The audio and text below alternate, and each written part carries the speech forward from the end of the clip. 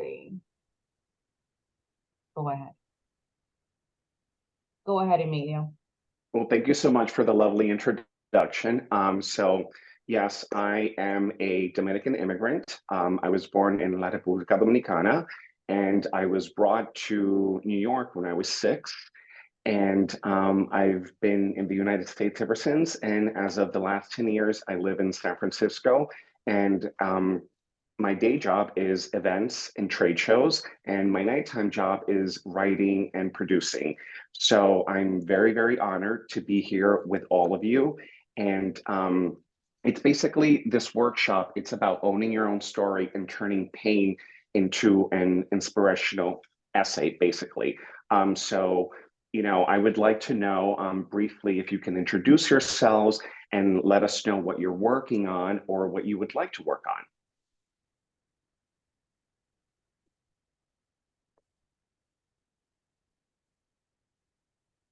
I can start. My name is Federico Arribia. I am a friend of Kevin Sessoms, and that's how I met you, Emilio, through Facebook, and I learned about this event.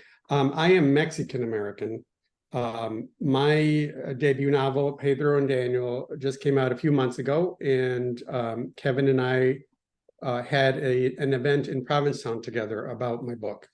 And so that's why I'm here, because I was intrigued by the posts on Facebook about this event.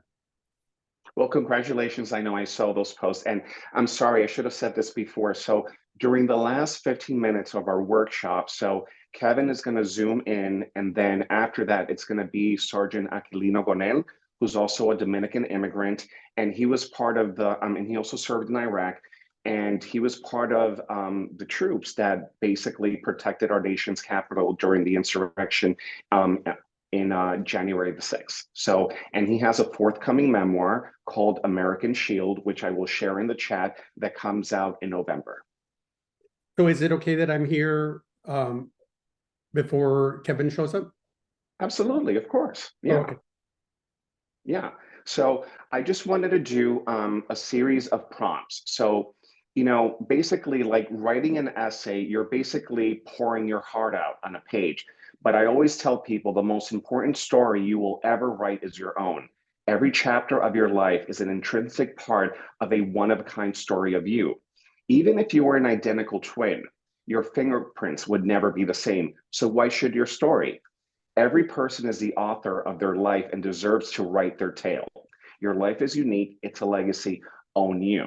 So in this workshop, I'm going to give you some tips on how to craft your own story while walking through some writing prompts. Okay. But the most important thing that I always tell people that I learned from the very beginning when I first started writing 10 and a half years ago is that you must tell the truth about yourself first before you write about others, because as the author, you have all the power. You're in the driver's seat. And basically, anybody that reads a book or an essay or something doesn't want to hear about poor me, and you trashing other people. No, when you write about other people, you write about yourself first. Your works, your faults, your benefits, everything, because you have to balance everything out because no one's perfect. Like there are good people that make mistakes and there are bad people that make good things. You know what I mean? So we have to like learn how to balance everything. Okay, so is everybody ready? Okay, so I can go. Oh, sorry. no, I can go. Yeah. Okay. So my name is Kimberly Fergie. I'm Mexican, raised and born in Mexico, and I'm a singer. But I'm also working towards the book that finally is gonna be published. And yeah, so I'm here because I just found myself in love with writing. I was writing songs and I was like, wait a minute, so I'm writing songs, everybody like clicks with my songs, or at least like the people who listen to, so why it's like writing a book kind of thing. So yeah, I just want to learn more tools to express, because for me, sometimes it's very difficult to, were saying, it's very difficult to express emotions from others, and I just feel like a lot of times the stories from my friends are amazing, but I don't know how to express them. So in songs, I'm not, I didn't mean to say, to like making my stories, but in songs. So yeah, that's why I'm here, because I just want to have more tools for that. That's great. Anyone else? I can go now if you like. So my name is Flo Marinas, and I am I wear many hats, but my main hat is I work events and I am a cook, but I also work in the NGO world. But I basically have a creative umbrella, which one of the parts underneath that umbrella is writing. And I feel like I could definitely, as an immigrant whose English is their third language, I feel like I definitely need to work that muscle a little bit more. And given that I've gone through some interesting life experiences in the last like 5 years, like all of us between COVID and everything else and just life, I feel like for me, it's more of a therapeutic channel to kind of be able to write and get that stuff on paper. I'm very analog, so definitely more on paper than a computer. And I feel I got very excited once I saw this, and also like I'm a Dominican immigrant. I was born and raised in the Dominican Republic. And Emilio and I are old friends, and this kind of overlap. We have a lot of overlap in our stories, which is a beautiful thing for our friendship. So I feel like I definitely want to be able to write my own story and get that truth out. So thank you for doing this. Well, thank you for coming. So absolutely. Anyone else? I can introduce myself. I am Jasmine Hina Ortiz, but I publish under Hina Ortiz, just my middle name. I started being a creative writer in my 20s, right after college, just kind of taking workshops independently. And then one of my mentors advised me to get my MFA, so I did. So I have an MFA in creative writing. And I graduated from my program about, I don't know, like 12 years ago.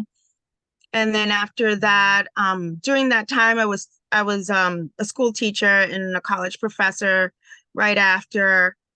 But the last 8 to 10 years, I've been in real estate, and I kind of put my writing on the back burner because I just hadn't had time because I've been growing my business. And the last 2 years, I have a startup. I have my own brokerage. So just kind of been focused on that. But for the most part of my day job, well, it's actually more than day. It's like all the time. It's like I have no life. Clients call me at all hours of the day and night. Anyway, but I'm trying to get back into my writing. And I have a few manuscripts that I'm revising right now in the children's book space. One is a middle grade novel. And then I'm working on a book proposal for a cookbook with Dominican chef Hannah Abreu, and we're just working on our cookbook on Dominican kosher food. And since we're both, well, she's actually a practicing Sephardic Jew, and I'm descendant of, and most of us from our region in DR are. You probably don't know it. So our families are from the Cibao, and so are a lot of our foods are different. And so our cookbook is about our history and our culture and our particular Sephardic Dominican food history. No, I mean, to your point, I totally understand because I'm part of the same. I'm from El Cibao. I was born in La Vega, but when my mom left, my grandparents were in Bonao, and my dad's Jewish. He's a Sephardic Jew. So I understand. And as you know, kipe y kipe. So your point, I mean, that's amazing. So congratulations. That's something I definitely want to read. Thank you so much, Emilio. And we would love to speak to you because between me and Hannah, we're trying to cultivate the rest of the community. Like, the community is not that large, mainly because of larger assimilation. But, there's more of us than people truly think. And mainly, most often than not, the families are from the Cordillera region, right? Because that's where many fled, when they fled the Inquisition. That's, and back and forth. And well, I don't want to go into the history, but pretty much people left to Curacao, until the colony was free, right? And then you could come back, because even if you were a practicing Jew, you were expelled under any Spanish colony. So there's a lot of movement, and a lot of people don't know that history. And, and the fact that people still, at least for us, speak still some of Latino. But even so, I don't know if people notice, like in our region, like we speak Spanish very different as Dominican, and I always get I was getting picked on as a child because I have a really hardcore, like, Cibaeña accent when I speak Spanish. And people would pick on me, but it's actually part of, like, the part of Spain where a lot of these people, of our descendants originated from. And they, in Spain, there's different, it's not just Castellano that people speak, there's other, there's like 5 other major languages, but the region where a lot of us are descendant of, who have these descendants of these people, speak this way, right? And so, I'm pretty authentic. If you hear me speak Spanish, I don't care whether they're middle class, or I will speak with my big Cibaeña accent, and people will think I'm from, like, the country or, like, born there. And I'm like, no, I was actually born and raised in New York City, but I have my paternal grandmother's accent because she was the one that babysit me while my parents were working at a factory, Yeah. And I mean, you and I have lots to talk about, not to cut you off because I want to get to the other people, but that's fascinating, and that's part of your truth. And that's actually something that you should consider writing about. It's just because you are who you are, and that's it. Thank you so much. Of course. Who else is next?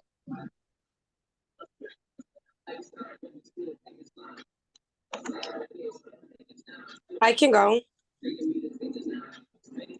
My name is Carissa Musialek. I was born and raised in Dominican Republic.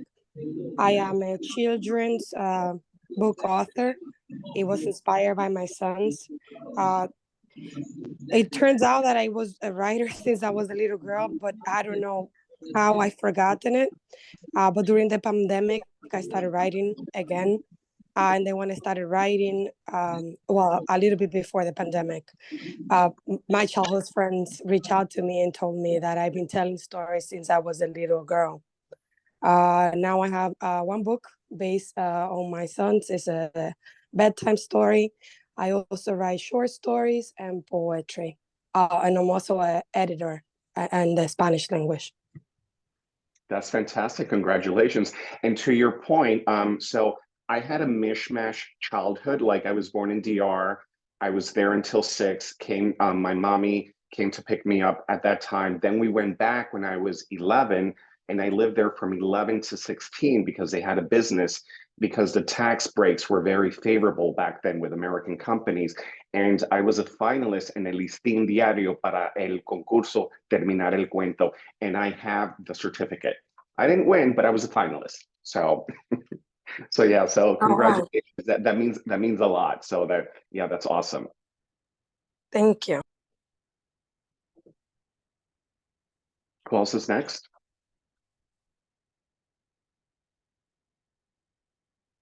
I can go. I'll turn on my camera for a minute too. Hi, my name is Alex Aristi. I also have a day job. I sell water in aluminum cans and bottles.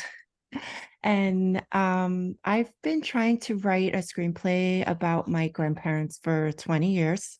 I did write a one-act play that was produced in New York when I lived there. I'm from New York. I live in LA. And I'm just here whenever I can be here to, connect with people of Dominican heritage and other, Latin cultures. and write. So hi. To your point, thank you for coming. So I actually have a book recommendation for you about writing screenplays, which is basically because, I don't know, scripts have been written since over 100 years, but the format has never changed. So it's the traditional format. And I learned this from watching an interview with Tina Fey and Howard Stern when she was writing Mean Girls, because Mean Girls wasn't a book. It was basically a psychological analysis of how like teen girls act when they're in school. But she took that concept and she turned it into a movie. And she had never written a screenplay before, and she followed the guidelines of that book, and that's how she did Mean Girls. I'll put it in the chat later. Okay, thank you. Yeah, because the format has never changed. Anyone else? I guess I can go.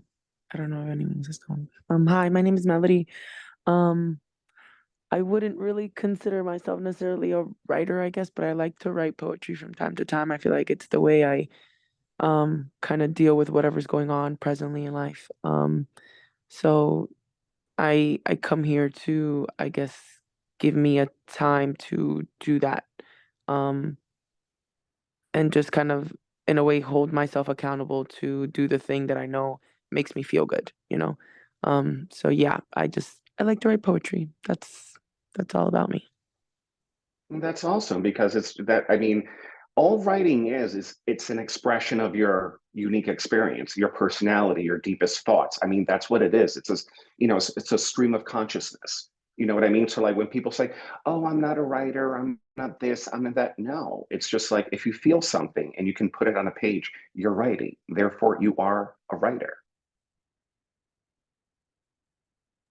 Thank you. Of course. Is that everybody, or do we have any more people? I can follow my situation similar to Melody. Hi, my name's Lily. I'm Dominican American. I was born here. My mom's from Santo Domingo. And similar to Melody, I don't really consider myself like a real writer. I write mainly because it's cheaper than therapy. But I figure if it's something I enjoy and it's something I should get better at. So I'm relatively new to these meetings. This is my second one, so that's why I'm here. I mean, to your point, Lily, thank you for sharing that. It's writing is therapy. And the first piece that I ever had published in the New York Times, my first piece with them was basically about being mugged and assaulted. And I had gone through therapy and everything, but I didn't finally close that chapter until I wrote that story because it's cathartic, So to your point, it is therapy. Yeah, I do. I totally agree. It is cathartic. Thank you. Of course. Is that everybody?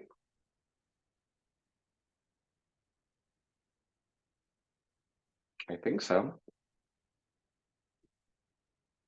Okay, so, all right, so let's start right now. So, okay, so there are two writing tips that I can share that always help me that I was taught from the moment that I started writing. It's the first one is, okay, if you're stuck, you don't know how to start. Like, oh my God, like, how should I begin? The first sentence, blah, blah, blah, this and that. I always say to people, because everybody writes differently. Like some people write in cafes, they go to bookstores, they go to Starbucks. I'm not that kind of writer. I need to be at a quiet space, turn off my phone, and turn off my Wi-Fi because I get easily distracted and I want to take everything to the page. So the one thing that I always tell people that I was taught and helps me a lot is if you want to write about something personal, something that's very difficult, even painful, I always say it, but you don't know how to start. I always say, go to the page and start writing a letter to somebody that you love, that you absolutely trust, and that you want to share what you went through. And you write, dear, ba, ba, ba, ba, ba, whoever it is. Like I always think of my mommy or my late brother. So I always go, querida mami, comma, And then I start, and then everything comes out. Oh, mi querido de partido Wesley. Pa, pa, pa, pa, pa. And then it flows because it frees you up. Because when you see that blank page and you want to write, it's actually kind of intimidating when you think about it, because you're like, oh my God, like I'm on the spot. But no, just think of it in that term, like I'm expressing something personal, painful to somebody that I love and trust, and do that. Okay, that's very, very, very important. The second one is, if you don't see it as a scene in a movie in your head with dialogue, don't write it, because it's not going to come out natural. I always do that. Like, I always see things in terms of a movie. Si no lo veo, si no lo oigo, no lo escribo. If I don't see it, if I don't hear it, I'm not going to write it. And you do that because it flows naturally, because when you write about personal experiences, you're writing from memory. And when you write from memory and you start, you go back in time. You get emotional, you might sweat, you might cry, you might get nervous or anything, because you're reliving your past, you're reliving that pain in the present moment. So when you see it in that way, somehow, or at least it does for me, it makes me feel protected and that I know that I can go forward. Does that make any sense?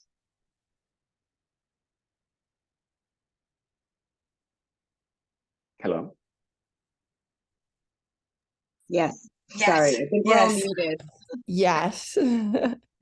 Okay, good. So always remember that, because like I said, it's very, very intimidating. Like, you want to write something and like, oh my God, is it going to be bad? Or people going to make fun of me or anything? No, you own your own truth and you write about your own truth. And if somebody doesn't like it, let them write their own essay. But that's the way it is. Because somebody is always going to have an opinion. Always. Like, when I did my first essay for the New York Times, I think it was like 400 and something comments. I only remember the one bad comment. That's all I remember. But there's always going to be somebody that's going to say something against you. But as long as you own your own truth and you're speaking truthfully, the truth needs no explanation, because it's the truth and it's yours and it's unique to you. And that's what you always need to remember. Okay? All right, so is everybody ready? So we're going to start with the first writing prompt. Okay, so I want you guys to close your eyes for a couple of seconds and think patiently. What do you want people to know about you?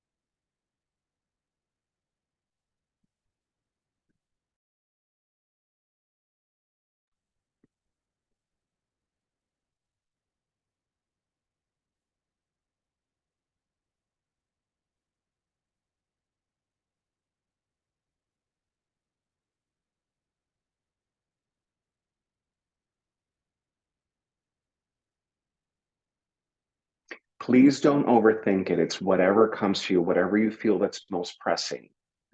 Like, the thing that you don't want to write about, that's the thing you should write about if you feel comfortable, because that's something that's trying to get out of you. Always remember that.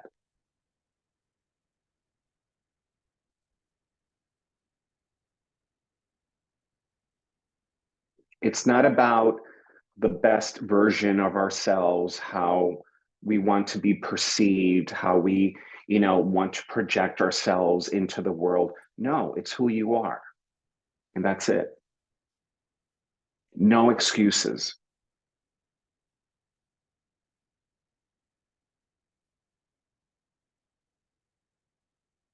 Okay, so can we go to the next one? Is everybody on board?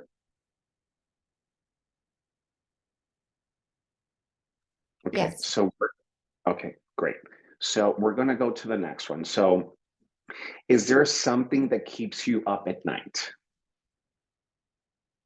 What is that?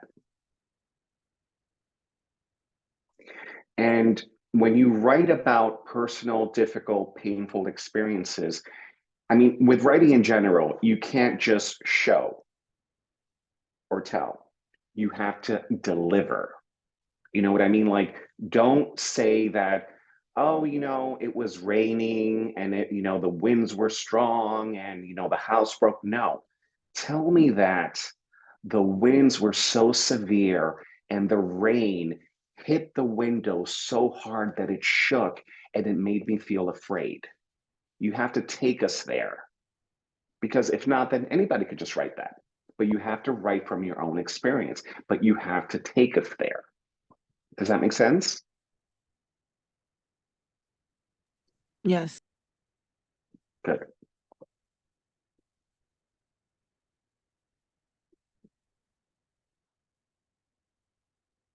The other prompt is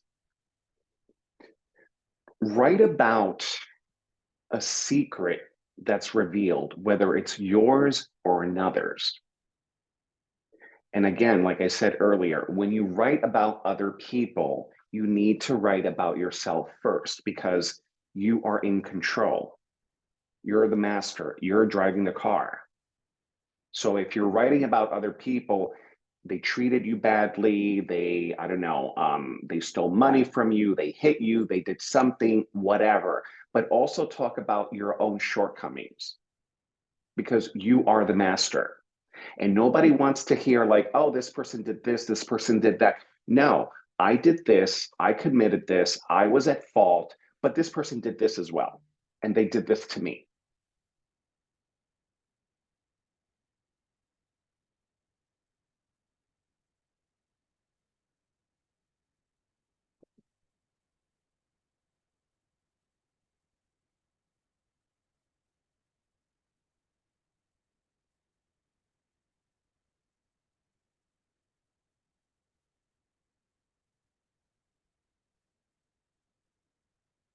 Can we move on to the next one?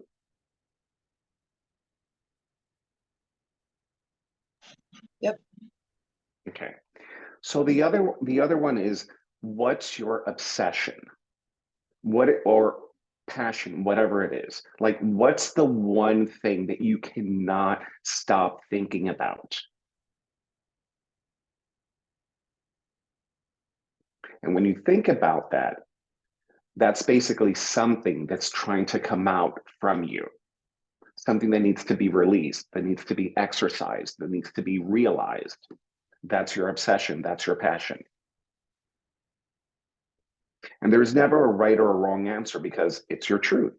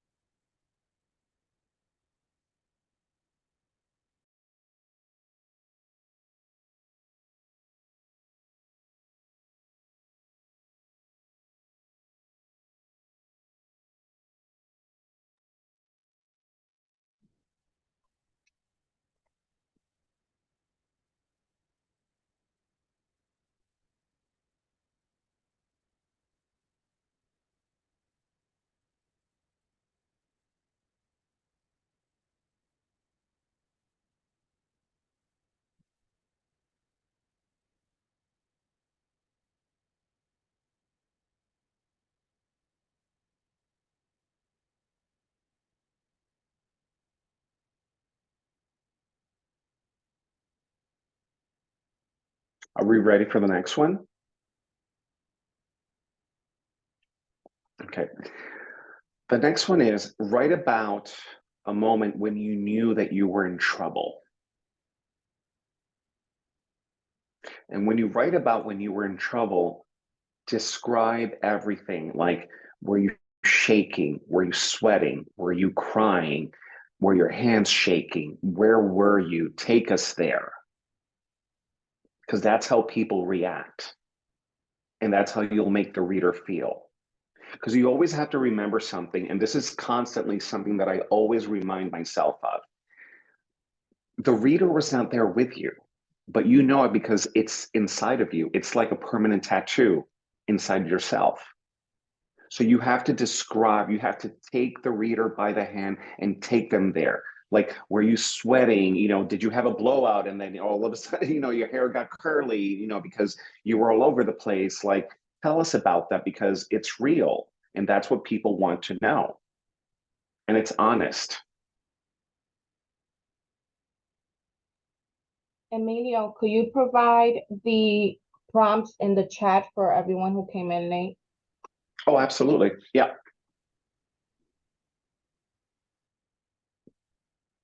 So I will do the prompts up until the last one that I gave, okay?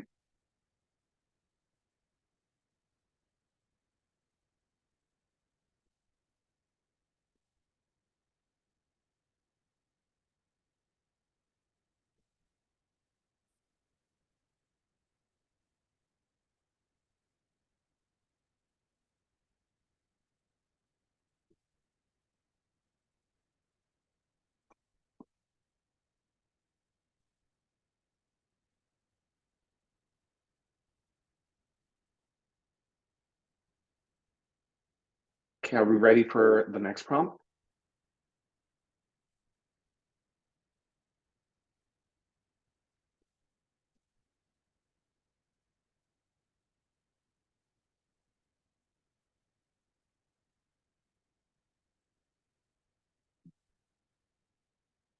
Is everyone ready for the next prompt? Yes. Okay, so the next one is write an apology or a thank you letter. Whether it's an apology that you're giving to another person or whether it's an apology that you wish you had received, or a thank you letter as well. Works both ways. You to somebody else or somebody else to you that you wish you had gotten. And like I said earlier in the beginning of the workshop, when you get stuck, imagine that letter that you're writing to somebody that you love, that you trust absolutely. And whether it's your mother, your father, your cousin, whoever it is, and go, dear papa, comma, and just let it go. Because it's between you and the page.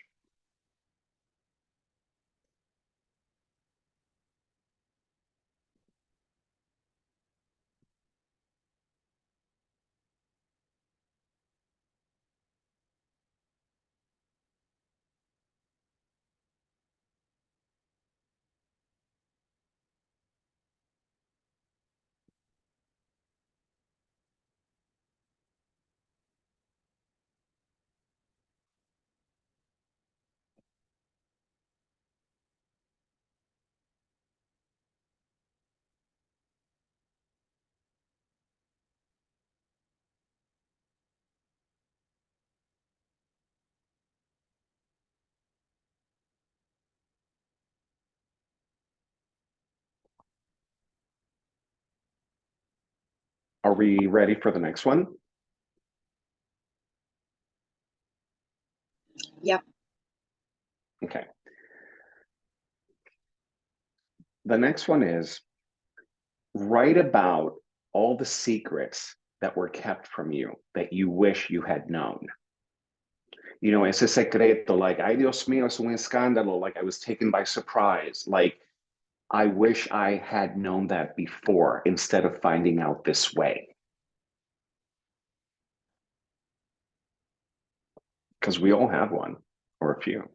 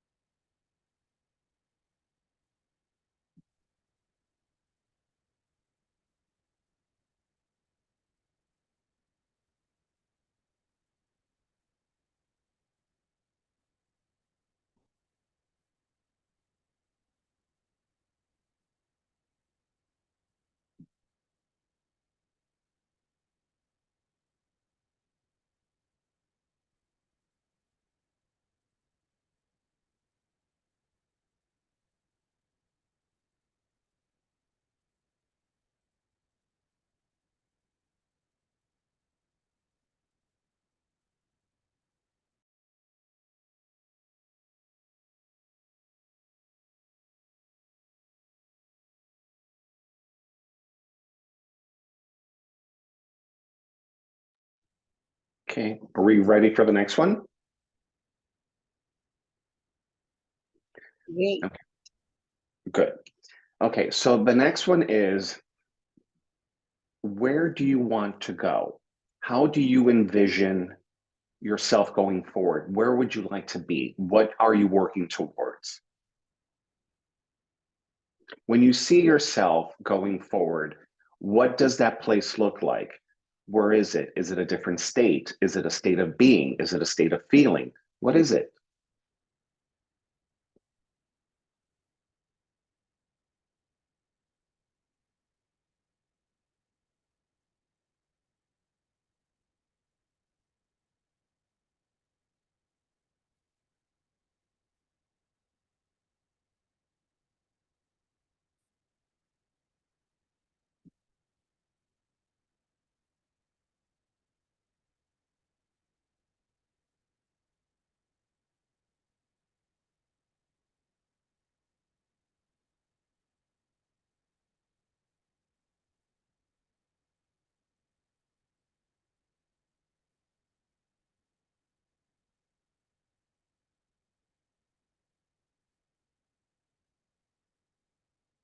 Shall we go to the next one? Everyone?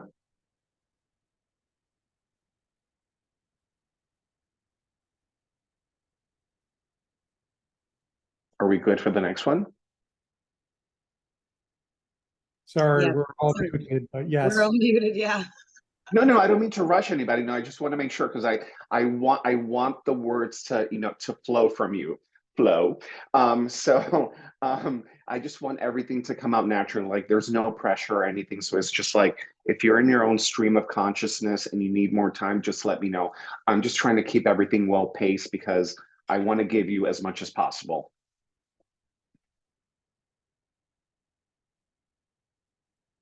Okay.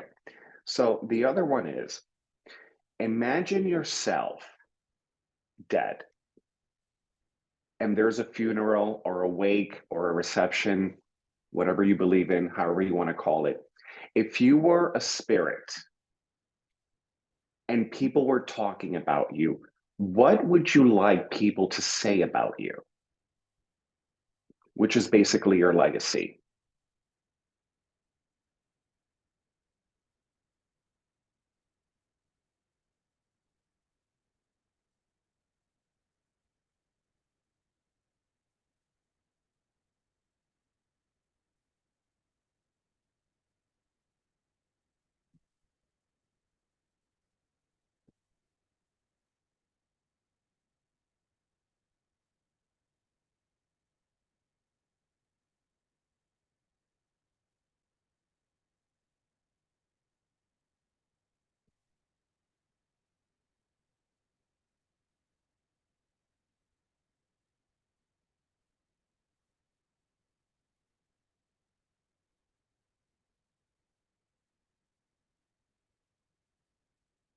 And when those people are talking about you, what does that place look like?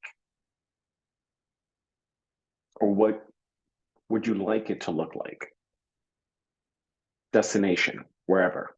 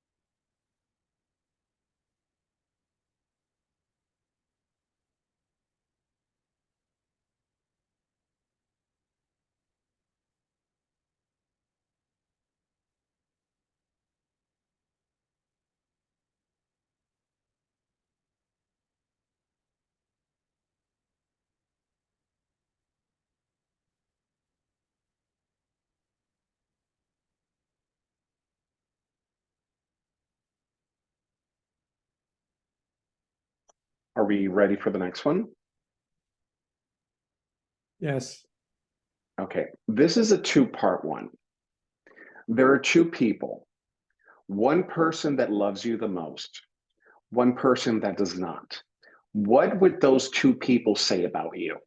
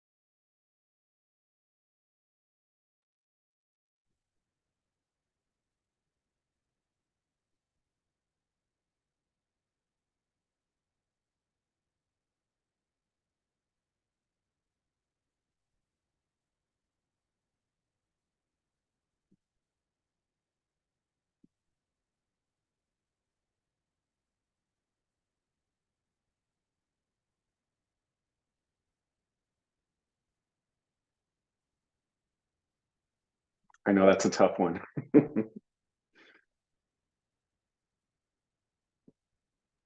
My mind went flying I into know. like Yeah. into I'm like, whoa.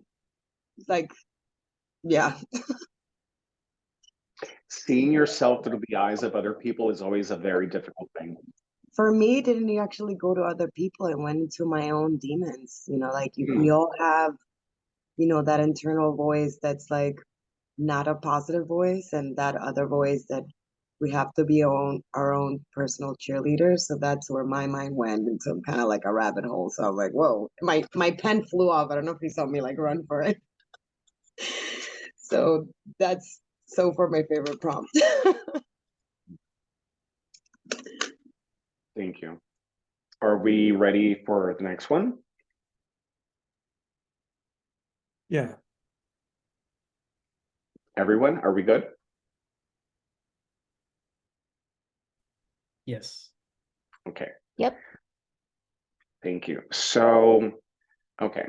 So when you sit down with yourself and you think back on your life, is there anything that you wished or hoped that somebody that you love the most, but that also hurt you the most, would have said to you?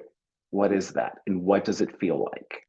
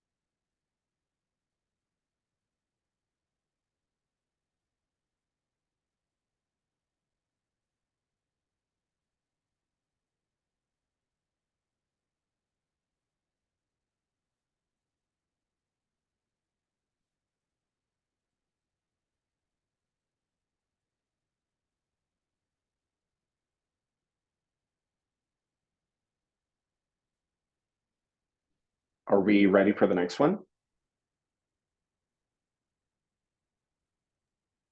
Yes. Okay. All right. So my mother, mi mami, siempre me dijo a mí, la vida es difícil. Y cuando tú aprendas eso, tú vas a disfrutar de la vida. Life is difficult, and when you understand that, you will enjoy life.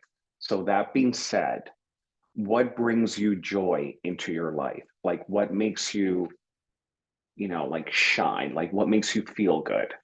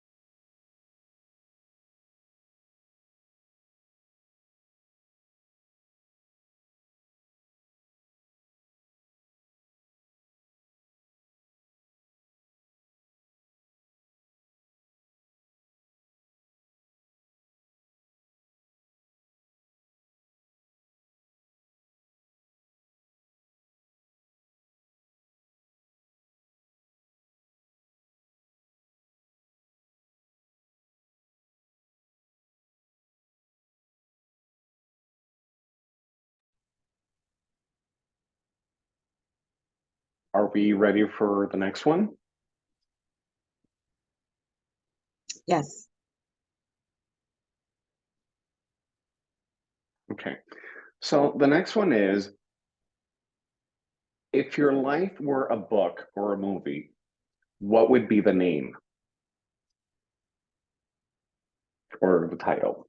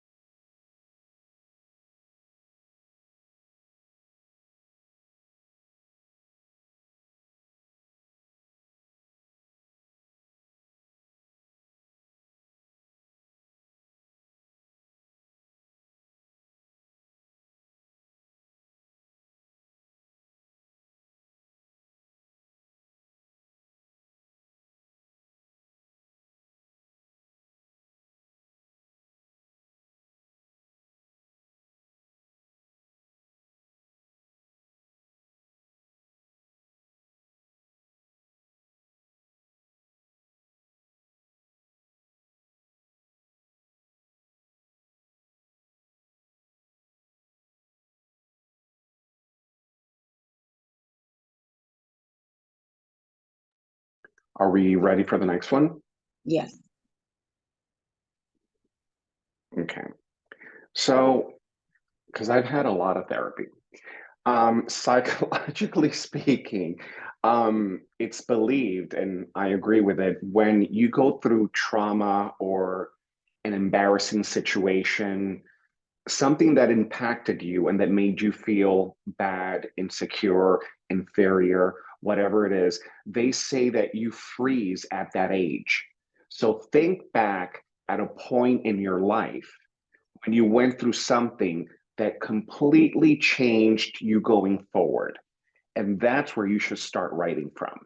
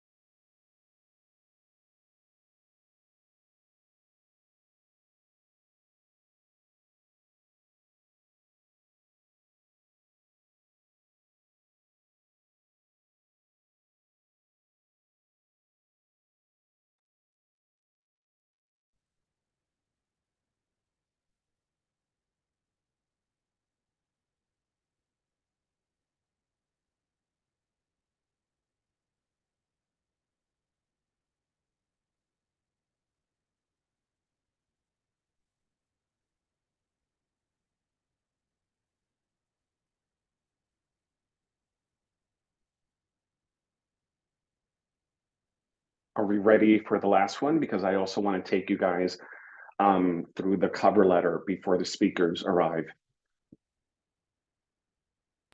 Yes. Are we good? Okay, great.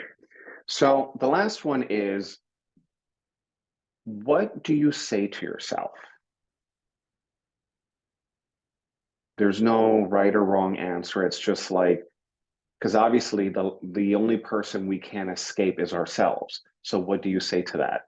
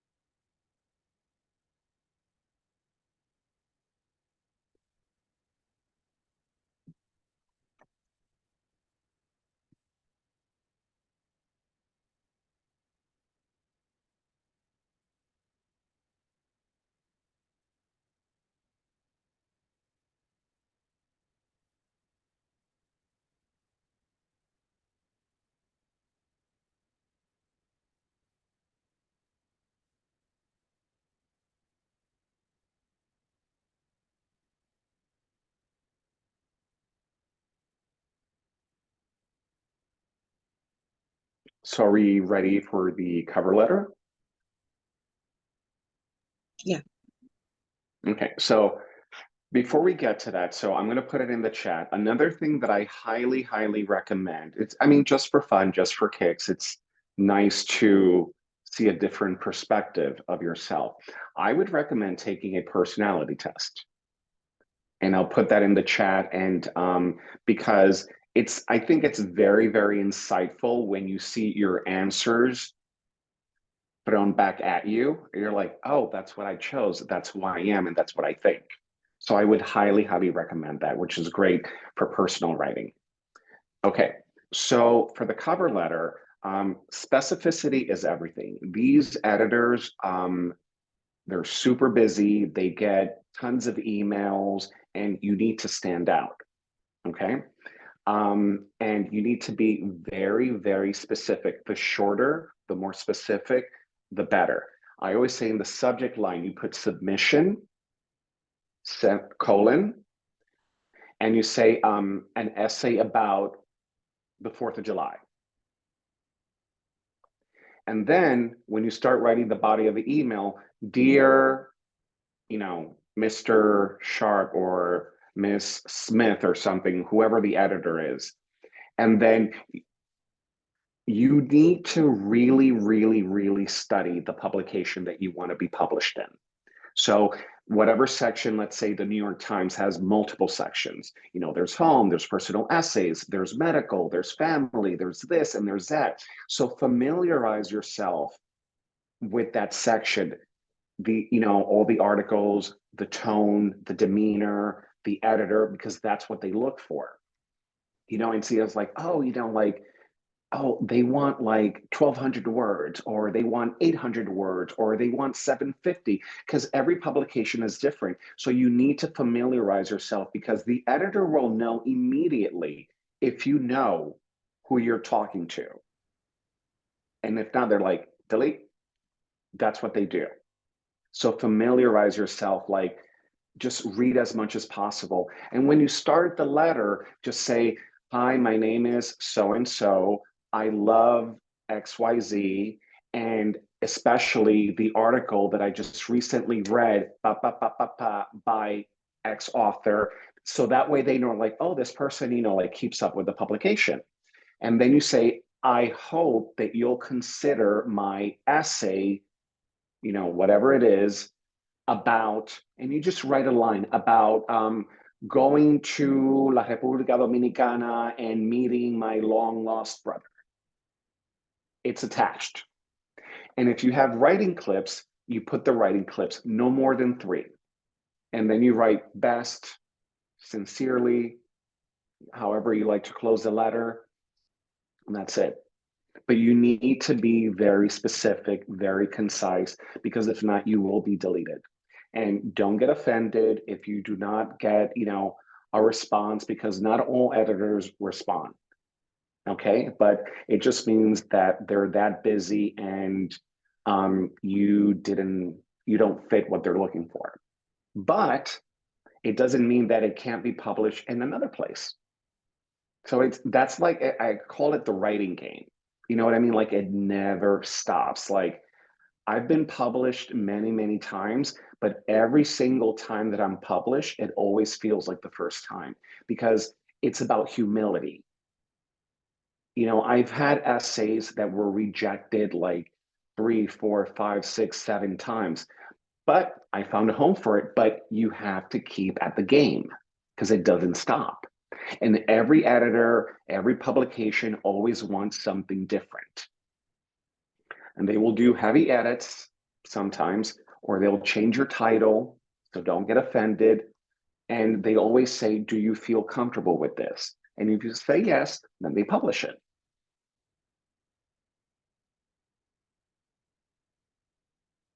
But always be very simple, very concise, and very kind, because every editor, like every single person, they're all different. They all have different temperaments. Some editors are better than others. Some have no patience. Some are very, accommodating, and they give you feedback. I've gotten it all. Like, the second time that I submitted a pitch to Huffington Post. I had already worked with that editor, Noah Mickelson, and he goes, "This is not a right fit for us right now because we're working on other things." He goes, "However, I think that if you cut this part and add an extra explanation to this scene, you can get it published elsewhere." And that was my article for Medium. So when you build a rapport with an editor, so like I said, it's just like all people, like we're all different, you know? So just basically make their life as simple as possible and they will be there for you. Emilio, Kevin is in the weight room. You go let him in if you want. Okay, 1 second. All right, in the weight room, how do I do that?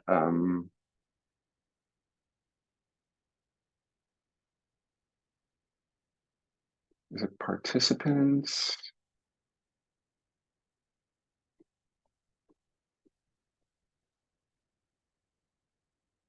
Unmute. Kevin? Hi, Hello, Senor Sesams. how are you? I'm doing well. So welcome to the Dominican Writers Association. Thank you so much for being here. And I told everybody about your background, but if you could, briefly tell us what you've done, what you're doing, and where you're going, so they can hear it from you. Oh, can you hear me? Yes? Yes. Okay, hi. Hi, I'm Kevin. I'm a friend of Emilio. I am a writer. That's probably just about all I am now. I recently, I don't know if you told them this, that I sold or donated everything I own in life, and I got down to a couple of suitcases, maybe three, but a couple sounds better, so that's what I say because I'm always writing. I got down to a couple of suitcases and set out to be a cultural and spiritual pilgrim in the world. I thought I had one more chapter in my life. I had pretty grand, big chapters as a writer. At one point, I was, you may have told them this, I was at Vanity Fair for about 14 years. I'm specialized in cover stories. I've written for almost every magazine that there is. I specialize in profiles. I have a Substack column now called Sesums It Up. I've written a couple of memoirs. One is called Mississippi Sissy, and one is called I Left It on the Mountain. They were both New York Times best sellers. I'm working on a third book called Beside Myself, about this life now that I'm on. I'm old, I'm 67, I'll be 68 soon. And I was You're vintage. what? I'm vintage? You're vintage, honey. I do like vintage clothes. Do not make us sound old. Sorry, I'm sorry to interrupt, but I had to I interject. have to own it. I'm now on Medicare, and according to the government, I am officially old. Listen, that just means we get discounts. That's it. We're vintage. Okay, vintage. I'm vintage. I thought I had one more vintage chapter. So because I was an active drug addict at one point in my life, I spent all my retirement money. So I'm basically down to Social Security. And so I took a economic decision how I can live a life the way I'm living now, and redefined it as a spiritual pilgrimage. So I'm always writing. I'm rewriting.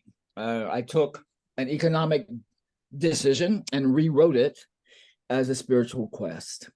There's some noise in the background because I'm staying in a house called Divorce House here in Provincetown for a couple of weeks. And they hang art on the walls and all over the house, and they curate it. And people sometimes come in to look at the art and maybe buy it. So the main reason why, and I know because I said this to you in person, and you were my editor when you were the editor-in-chief for 429 magazine, it's that I wanted you here. It's because you experienced something that at least in our lifetimes we will never experience, the highest of the high of celebritydom.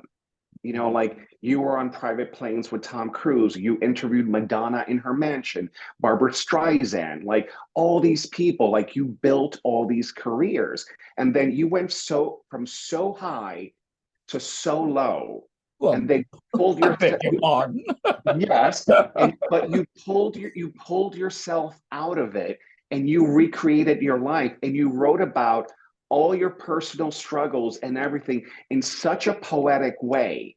And the purpose of this workshop, it's turning pain into an inspirational essay. So that being said, if there's one piece of advice that you can give the group about writing about trauma, tragedy, embarrassment, whatever, what would that be? Get out of the way and be a conduit. Don't I early on in my life experienced a lot of pain as a child. My father was killed in an automobile accident when I was 7. My mother died of cancer when I was 8. And I walked into a room and closed the door. And I thought, the only way I will survive this, I remember thinking this as a child, I'm a character. I'm a character in my own narrative. And I don't know if I was born a writer and therefore survived the trauma of my childhood, or the trauma of my childhood caused me to be a writer. I don't know. I don't care. I only deal with what is and what I am. So I just deal with the fact that I am a writer. James Baldwin said, you think your pain and your heartbreak are unprecedented in the history of the world, but then you read. I sort of think, you think your pain and your heartbreak are unprecedented in the history of the world, but then you're right. And I always say that because both my memoirs are filled with a lot of pain, but I think anybody who writes a successful memoir or an essay based on themselves, it's only successful if the reader thinks they're reading about their own life. Wow. Not about yours. So the more deeply personal you make it, incongruously, there is empathy in that. That if you are open, if you open your wounds, I think wounds are what connect us. Healing is what connects us. I don't think we ever heal. I think we're born from pain. Everybody has pain because we were born from pain. Our mamas are screaming. We're coming out of this tiny little place. We're screaming. There's like shit all over the floor. The doctors, they're hitting us to, spanking us. It's violent, and we spend the rest of our lives trying to heal. Life is about trying to heal. We never heal. It's all a process of healing. And I think that is what heaven is. I think heaven is not a place. I think heaven is feeling healed. The moment we die, that's when we heal. And we have no idea what that feels like. I think we're born back into consciousness and we are healed. But the human experience is about consciousness experiencing what it's like to be a human, which is painful. It's painful. Physically painful, emotionally painful. It's painful. Joan Didion wrote about migraines a lot. And she said, migraines don't kill you, which is an ambiguous blessing if you've ever had a migraine. And I think that's sort of what writing about pain is like. It's an ambiguous blessing. It doesn't cure us of pain. It doesn't heal us, but it points us and it points us toward healing, but it doesn't heal us. I don't think anything. I don't think it's humanly possible to heal. I think that's outside of our realm of understanding. But the need to heal is deeply human, and that is where the that juxtaposition is why some of us write. Wow. I mean, that's powerful. I shared with the group earlier. I mean, to your point, my mother, my mommy, she always used to say to us growing up, life is difficult. And the moment you understand that, you will start to enjoy and appreciate life. But life is work. Right. It is. Yeah. Well, I broke my shoulder April 30th in Paris. And the last 5 months, I've literally been healing. I mean, literally, physically healing.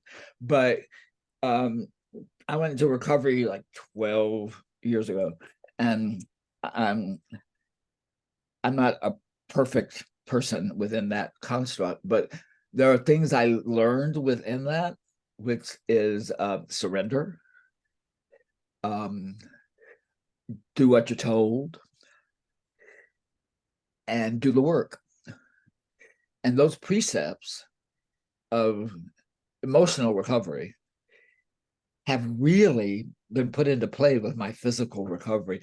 I could not have recovered as much as I've recovered these past 5 months without knowing how to get up each day, surrender, do what I'm told, and do the work. And that has helped me heal. This pain that's been in my shoulder, that's now I see it's got light on it. Look at that. Woo, look at the light. Woo, yeah, light here on my shoulder. Yeah, amen. Thank you, God, or whoever the fuck you are. Oh, excuse me. Whoever you are, excuse my language. But look at it. Woo, it's dancing. That's fantastic. Thank you so much. But while we're waiting for Sergeant Aquilino Gonel, can you share with us what year? Because I said to the group earlier, like every writer. Emilio, I'm sorry. The sergeant is in the meeting. Oh, he's in for the last 15 minutes. I'm going to have to leave it soon, but I have a brunch that I have invited. Okay. I put your Substack in the chat, so that way the group can know. Thank you. Okay. Yeah. Thank you so much. I don't know if that was helpful, but this is just, pay attention to the light. Well, the light it's asserting itself. Look at this.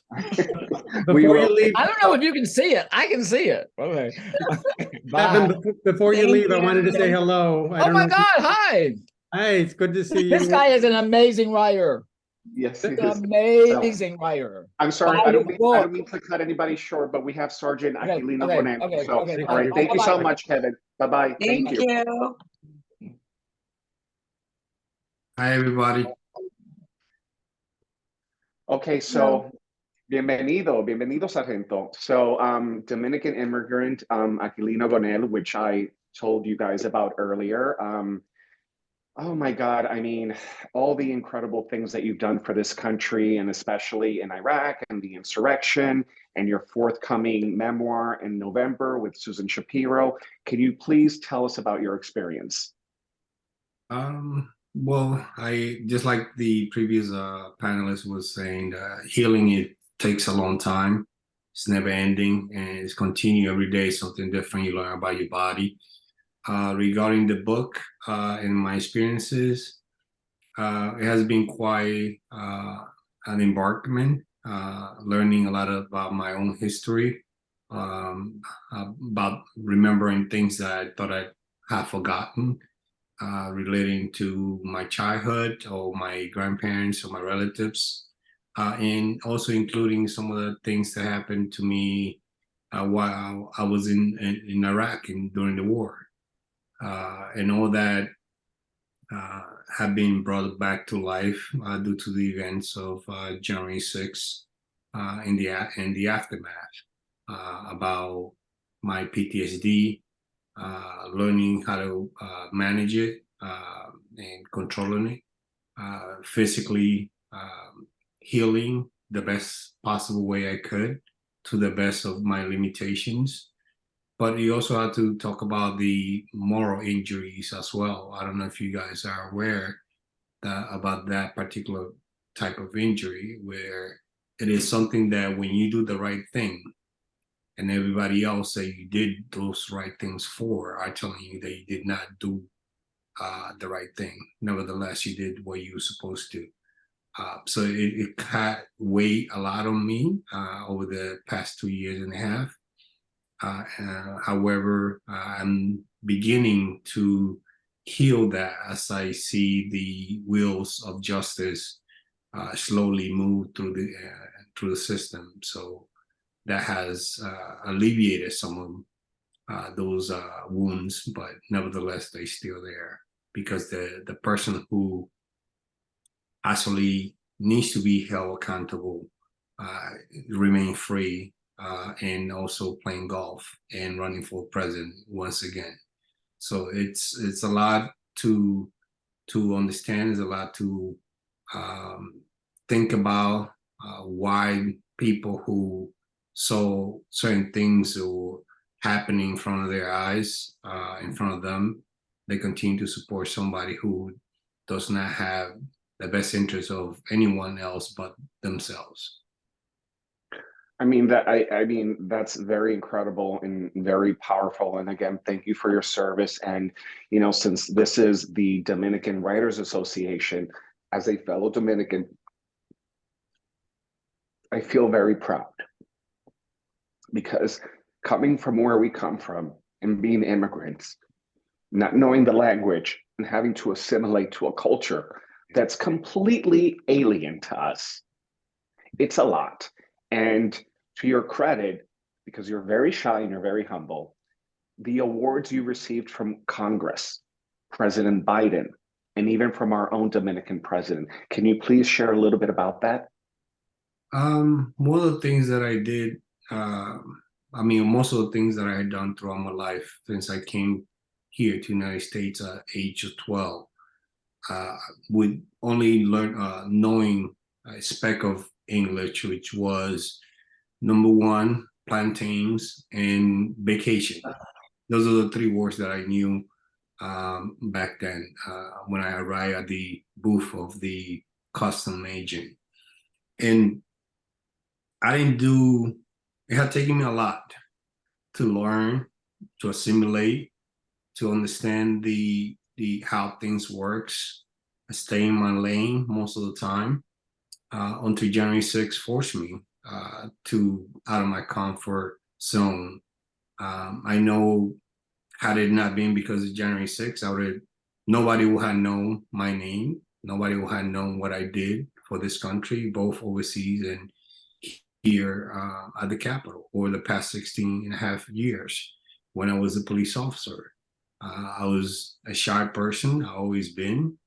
I'm always a humble, been trying to maintain my character, my integrity, and remain as down to earth as possible, regardless of my success. I still remember where I come from. I visit my relatives on whenever I can. I still take the bus back to the El Campo.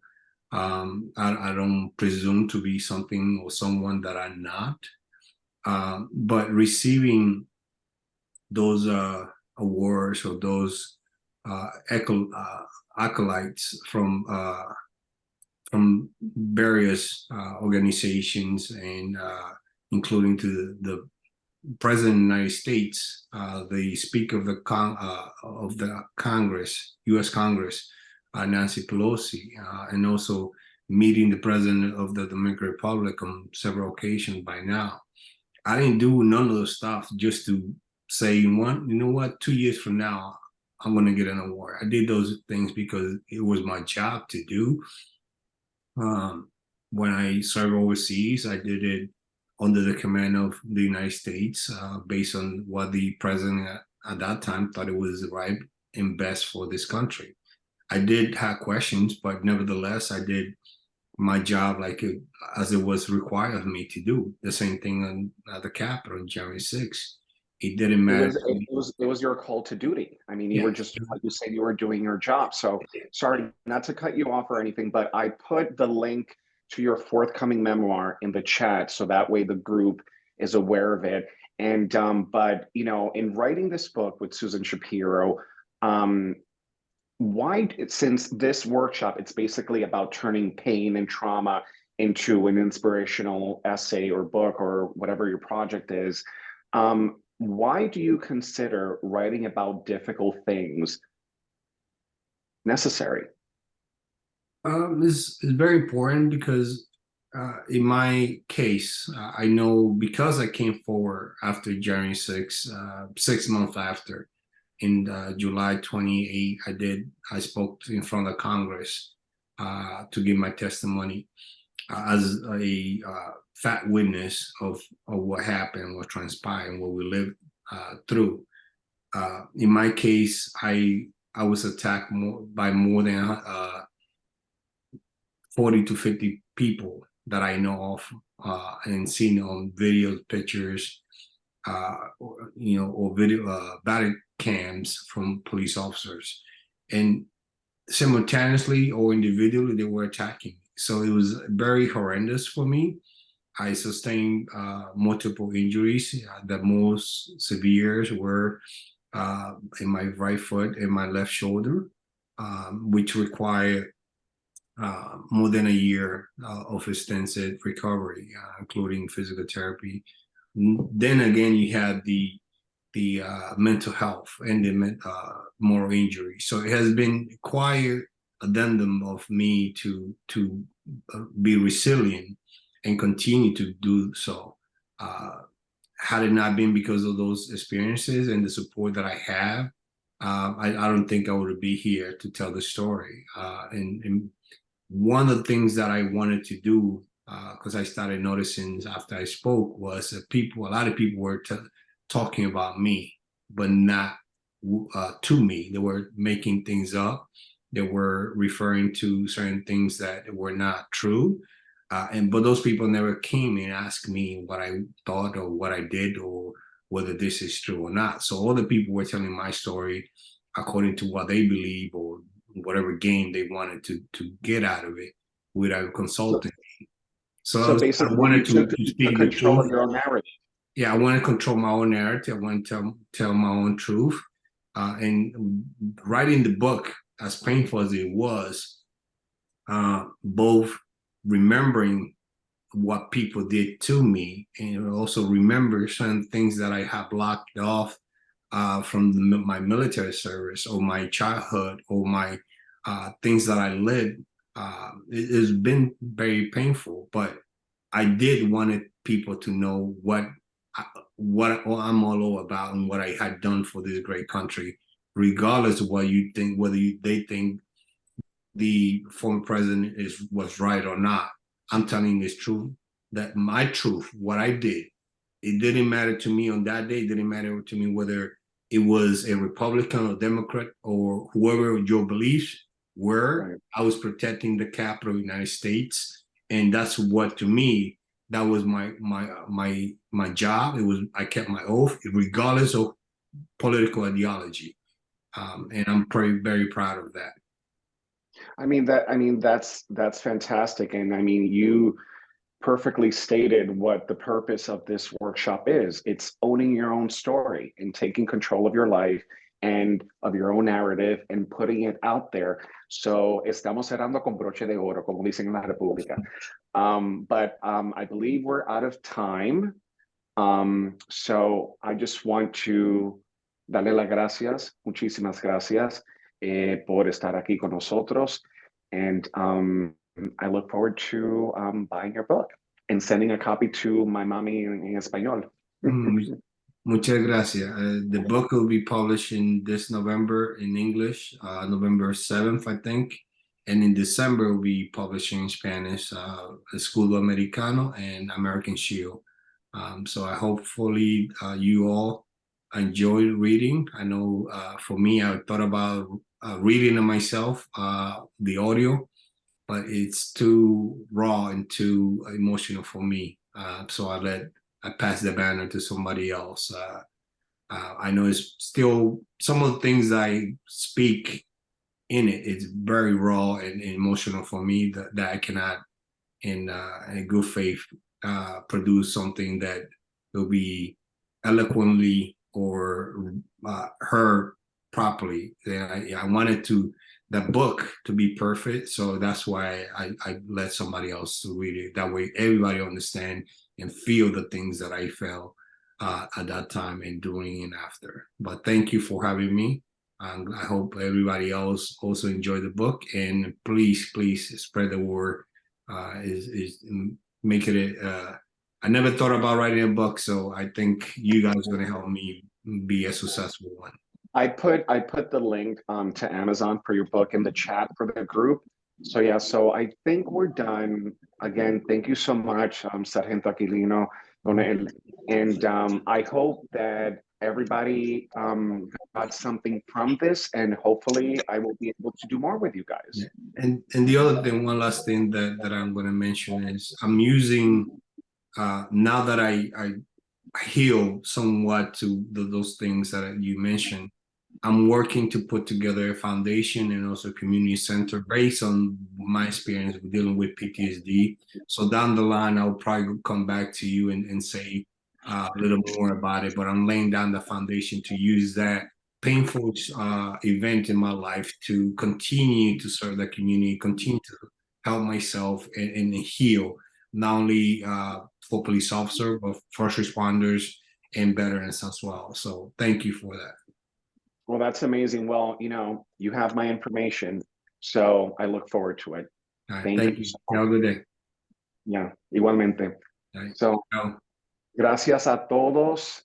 Thank you for coming. I hope you got something out of this, and work on your stories, because it's your truth, and only write what you feel comfortable about writing. If it doesn't feel comfortable, don't do it, because you will regret it. Only write what you feel that's necessary, because once it's out, it's going to live forever. So always remember that. But also, don't be shameful or apologetic, because what you feel and what you went through is who you are.